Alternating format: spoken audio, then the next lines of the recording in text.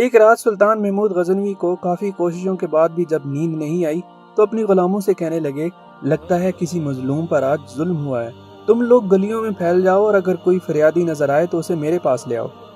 تھوڑی دیر بعد وہ سب واپس آ کر کہنے لگے، سلطان ہمیں کوئی بھی فریادی نہیں ملا، آپ آرام سے سو جائیں۔ سلطان کو جب پھر بھی نیند نہیں آئی تو وہ کپڑے بدل کر خود محل سے باہر نکلا۔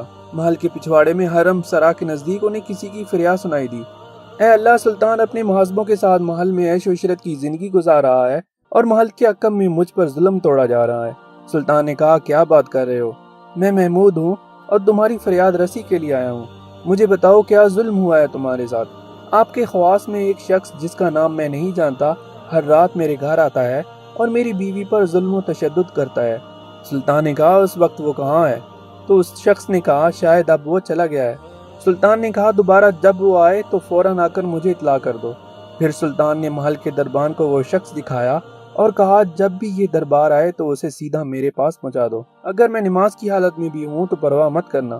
اگلی رات وہ شخص سلطان کے پاس آیا اور بتایا وہ شخص اس وقت اس کے گھر میں ہے۔ سلطان اسی وقت تلوار ہاتھ میں لیے اس شخص کے ساتھ چل پڑا۔ جب وہ اس کے گھر کے قریب پہنچا تو اس سے کہا، گھر کے سارے چراغ بجھا دو۔ پھر اندھیرے میں ہی اس کے گھر میں گھس کر اس شخص کا سر تن سے جدا کر دیا۔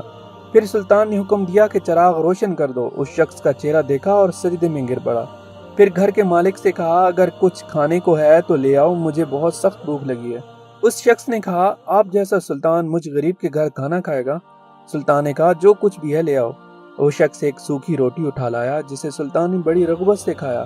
وہ شخص سلطان سے پوچھنے لگا کہ چراغوں کو بجھانا، سجدہ کرنے اور روٹی طلب کرنے کے پیچھے آخر کیا ماجرا ہے؟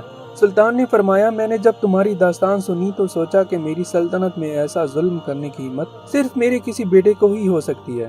اندھیرا کرنے کو اس لیے کہا تھا کہ پدرانہ شفقت میرے انصاف کے راستے میں حائل نہ ہو جائے۔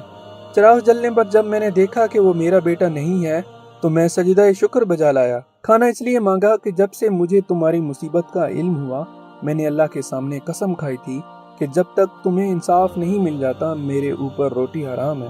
اس وقت سے اب تک میں نے نہ کچھ کھایا تھا اور نہ ہی پیا تھا۔